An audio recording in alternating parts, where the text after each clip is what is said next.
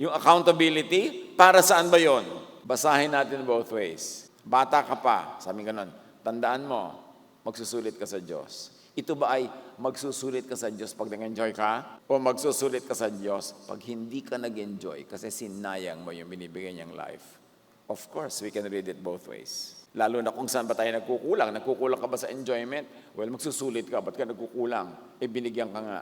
Or sobra ka naman, na napapasama ka na, o sumobra ka, magsusulit ka rin.